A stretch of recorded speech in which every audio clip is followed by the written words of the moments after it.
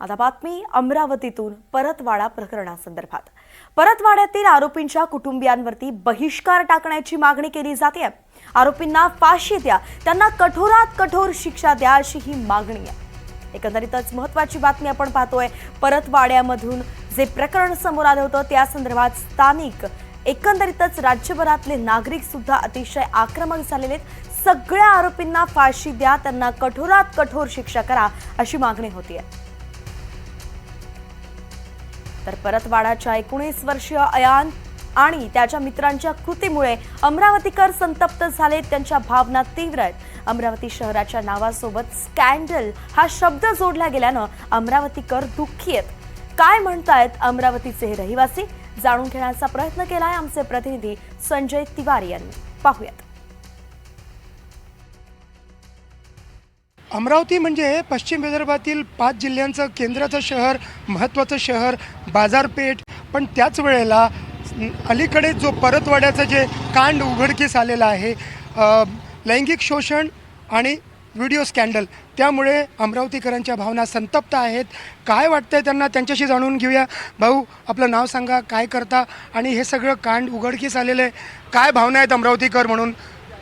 अमरावतीकर, मी संदीप बेरे, गाडी चालवतो, मी ड्रायव्हर आहे। अमरावतीकर आता संतप्त एकदम।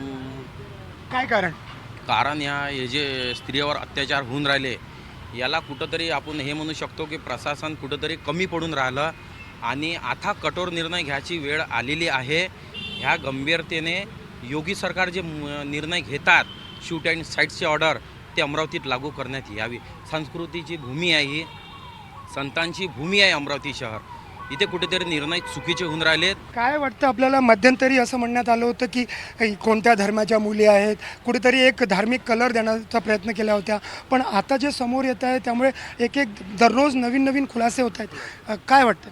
नाही, आता नवीन खुलासे होत आहेत की मी आता असं प्रत्येक कोणत्याही धर्माबद्दल बोलत नाही, पण त्यात सगळे हिंदू मुस्लिम सगळ्या मुली मिक्स आहेत।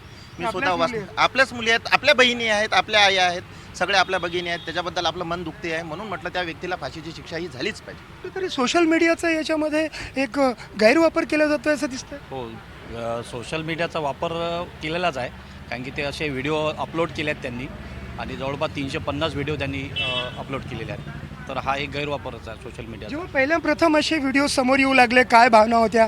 तुम्ही काय धक्का बसला होता, काय सांगा? नाही सर, धक्का तर बसलेलाच आहे। अशा गोष्टी ऐकून तर धक्का बसणार होता। सगळ्या आपल्याच मुली आहेत, त्या जाती धर्माच्या कुठल्याही असू द्या, पण आपल्याच मुली आहेत त्या। असं जर होत असेल तर हे फार चुकीची गोष्ट आहे। असं जर होत असेल तर फार चुकीची गोष्ट आहे। अमरावतीचं नाव बदनाम होत आहे आणि कुठेतरी अशा प्रकारांना आळा बसला पाहिजे। आणि अयांच्या मागे कोण लोक आहेत जे त्याला पैसे पुरवत होते, याची पण तपास, याचा पण शोध घेतला गेला पाहिजे, असं अमरावतीकरांचं म्हणणं आहे। व्हिडिओ जर्नलिस्ट विनय शुक्लासोबत संजय तिवारी, NDTV मराठी, अमरावती।